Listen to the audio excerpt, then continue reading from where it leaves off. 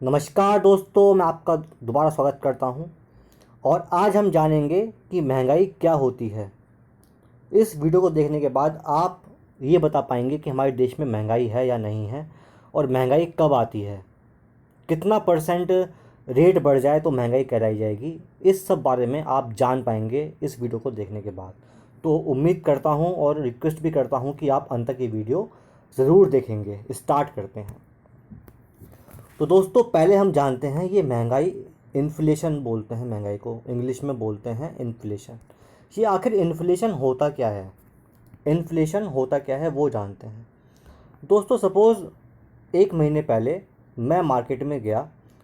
Suppose D mart एक retail chain है, D mart में गया और मैंने सामान लिया। 2,000 रुपये का मेरा सामान आया था, सारा सामान मिला के।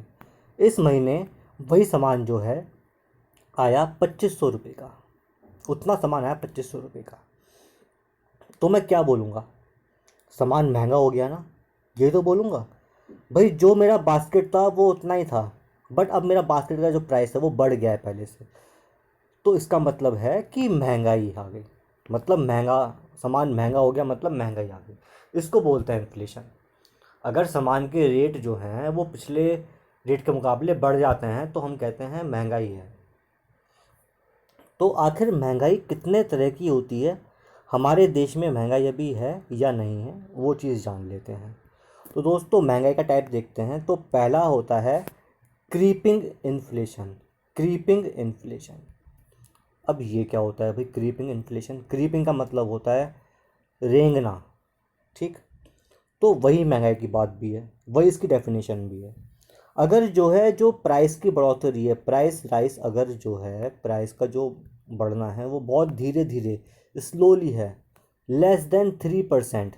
मतलब कोई सामान अगर पहले 100 रुपये का था और वो अब 102 का मिल रहा है, 103 रुपये से कम का मिल रहा है अगर, तो मतलब क्रीपिंग इन्फ्लेशन है। क्या है दोस्तों? Creeping inflation. ये इन्फ्लेशन होना चाहिए। It is safe for any economy. Economy में अगर महंगाई नहीं होगी तो दोस्तों डिमांड नहीं बढ़ेगी, एम्प्लॉयमेंट नहीं बढ़ेगा। तो महंगाई इकनॉमी में एक ज़रूरी चीज़ है। ज़्यादा महंगाई नहीं होनी चाहिए, लेकिन महंगाई होनी चाहिए। तो creeping inflation is good for economic growth. ध्यान रखना ये चीज़ लाइन, कि अगर क्रीपिंग मतलब 3% से कम इन्फ्लेशन है तो it is good for economic growth. बात समझ में आई? सेकंड जो उसका टाइप है वो है वॉकिंग इन्फ्लेशन। वॉकिंग इन्फ्लेशन, भाई पहले तो हम रेंग रहे थे, अब हम चलना शुरू कर दिए, अब बड़े हो गए। तो मतलब अगर हमारी इन्फ्लेशन 3% से 7% के बीच में है, मतलब पहले सामान अगर 100 रुपये का था, अब वो अगर 103 से 107 रुपये के बीच में मिल रहा है हमें, तो मतलब हमारे देश में महंगाई है, लेकिन वो वॉकिंग इन्फ्लेशन कहलाएगा। ऐसा इन्फ्लेशन क्या होता है? ये एक तरीके से वार्निंग सिग्नल होता है कि हाँ भाई, सावधान हो जाओ, अगर 7% से ऊपर गया तो दिक्कत में आ जाएंगे। ये एक सावधानी भरा सिग्नल होता है। 3% से 7% के बीच में है, कोई दिक्कत नहीं, यहाँ पर भी ग्रोथ होगी, कोई दिक्कत नहीं।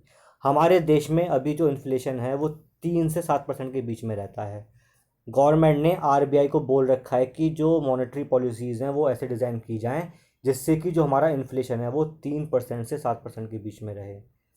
आप जानते हो ना, आरबीआई टाइम टाइम पर repo rate, reverse repo rate कम करता है बढ़ाता है, बैंक रेट कम करता है बढ़ाता है। तो ये सब चीज़ें क्यों करता है भाई? आप जानते हो आरबीआई ही करता है मैनेज मनी के सप्लाई को। जो पैसा हमारे इंडिया में सर्कुलेट होता है उसका जो रेगुलेटर है वो कौन है? RBI, reserve bank of India है।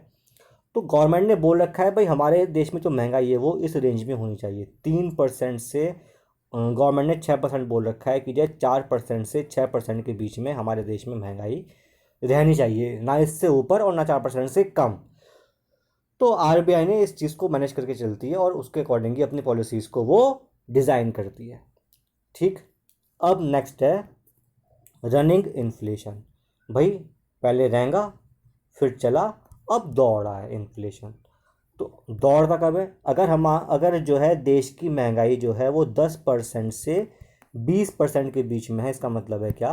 कि इन्फ्लेशन अब अपनी स्टेज में आ गया है, अब वो दौड़ना शुरू कर गया, अब ये इकनॉमी पे इफेक्ट डालेगा। अब इकनॉमी इससे इफेक्टेड होगी, होगी ही होगी। कोई सामान अगर 100 रुपये का था, अगर वो 110 में मिल रहा है आपको, और 120, 110 से 120 के बीच में मिल रहा है, मतलब कि यहाँ पर प्रॉब्लम शुरू हो चुकी है। नेक्स्ट टाइप होता है दोस्तों हाइपर इन्फ्लेशन, जो बहुत ही खतरनाक होता है। इसमें तो जो है कंट्री डूब ही जाती है, उबर नहीं पाती हाइपर इन्फ्लेशन से, जो कि वर्ल्ड वॉर 1 के बाद कंडीशन आई थी। भाई ब्रेड भी मतलब सोने के दाम बिक रही थी, हज़ार हज़ार डॉलर की एक ब्रेड बिक रही थी। जब फर्स्ट वर्ल्ड वॉर ख़त्म हुआ था, उसके बाद हाइपर इन्फ्लेशन था बहुत कंट्रीज़ के अंदर। तो इसमें क्या होता है, जब इन्फ्लेशन 20% से लेकर 100% या उससे भी ज़्यादा हो जाती है, मतलब कोई सामान अगर 100 रुपये का मिल रहा था पहले हमें, वो 120 से लेकर 200 250 रुपये तक का बिक रहा है, इससे ऊपर का बिक रहा है, तो that is called a hyper inflation. इसको तो जो है कंट्रोल करना बहुत ही मुश्किल होता है। यहाँ पर तो जो है फिर हेलीकॉप्टर मनी करना पड़ता है, कुछ और तरीके होते हैं वो यूज़ करके हमें इन्फ्लेशन कंट्रोल करना पड़ता है। वो तरीके क्या हैं, अगर आप जानना चाहते हैं तो मुझे कमेंट करके बताइए, मैं उस बारे में बताऊंगा आपको।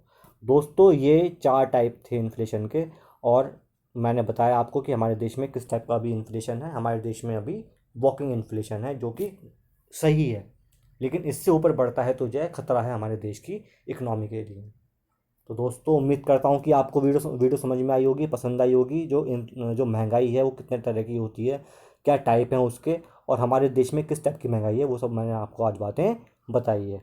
अगर वीडियो पसंद आई है तो वीडियो को लाइक करिए और शेयर करिए, चैनल को सब्सक्राइब करिए। तब तक के लिए धन्यवाद, आपका दिन शुभ हो।